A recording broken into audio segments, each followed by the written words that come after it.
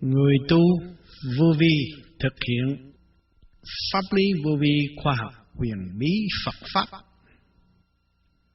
luôn luôn muốn đạt được mục đích giải thoát, cho nên thực hiện phương pháp tu thiền. Trong đó chúng ta đã và đang dùng ý niệm nguyên âm Nam Mô A Di Đà Phật. Tại sao phải co lưỡi răng gề răng dùng ý niệm Nam Mô A Di Đà Phật? Để cho chấn động lực chuyển chạy tất cả toàn thông được khai thông những nẻo hốc lố bịch ở bên trong.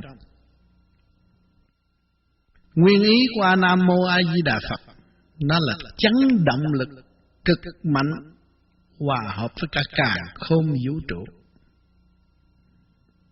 Nam thập phương nam lửa bính đinh, mô chỉ rõ vật vô hình, A nhâm quý gồm thâu nơi thận, di giữ bền ba báo linh tinh khí thần, đà ấy sắc vàng bao trùm khắp cả, Phật hay thân tịnh ở nơi mình.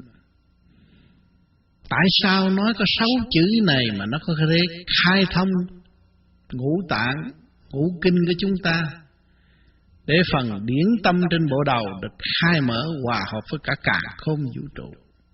Chúng ta thầm niệm nguyên ý thực tập nhiên hậu mới thấu đạt được cái chấn động lực vô cùng này. Chính nó là phương châm để khai mở những sự lố bịch bên trong, và nó là một vị linh dược để cứu trị toàn thân. Luôn luôn chúng ta co lưỡi răng cờ răng ý niệm Nam Mô Di Đà Phật thì chúng ta cảm thấy có nước miếng dồi dào. Cái bọt nước đó là chữa trị bệnh nan y, là tâm bệnh của chúng ta. Rồi tiến tới cơ quy nhất tam giới thượng trung hạ của cơ thể, trụ ngay trung tim bộ đầu.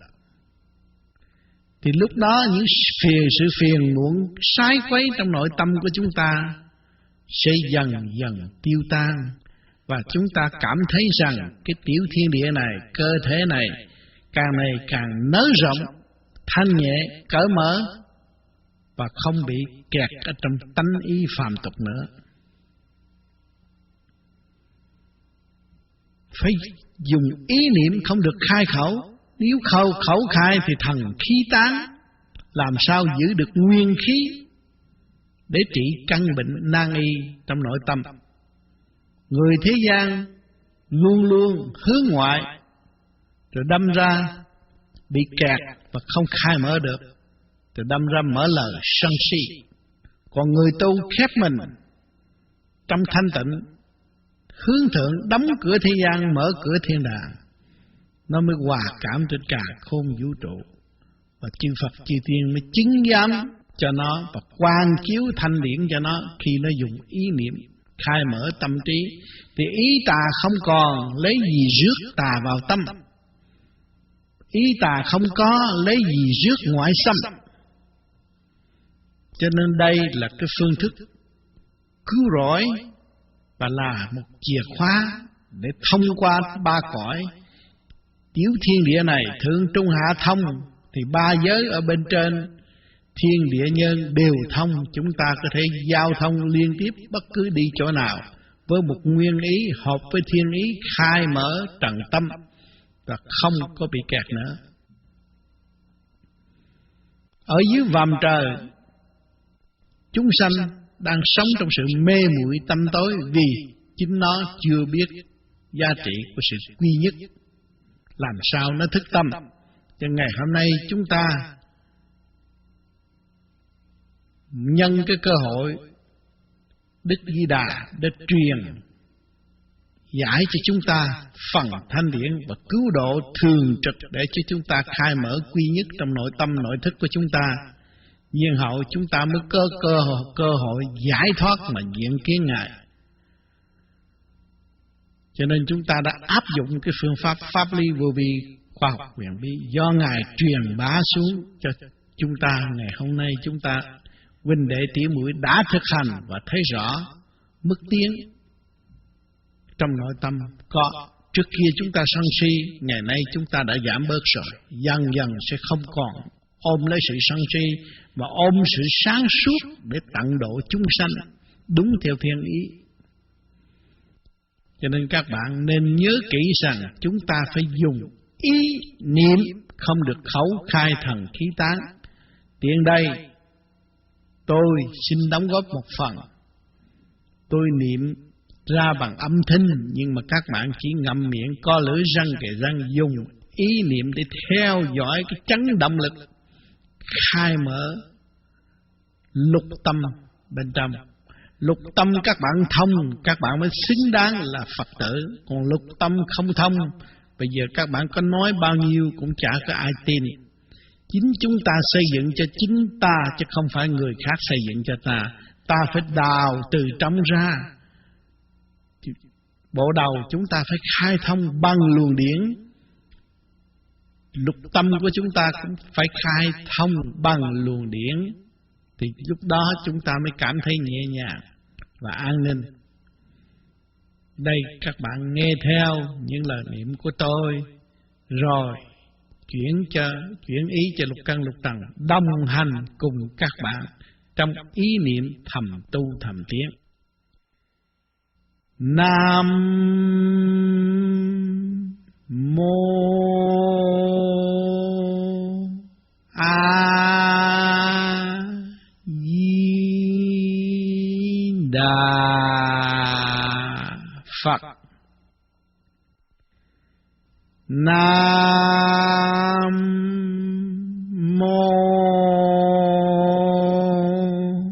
A Di Đà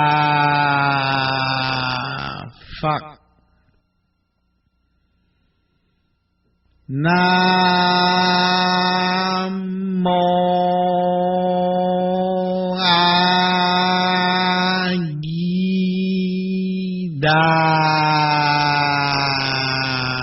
Phật. Nam mô A Di Đà Phật. Cốt ý là chấn động lực về ở phía sau của mọi chữ. Ví dụ Nam, chấn động lực cuối cùng nó chạy ngang trung tim chân mày. Mô, cuối cùng nó chạy trung tim bộ đầu.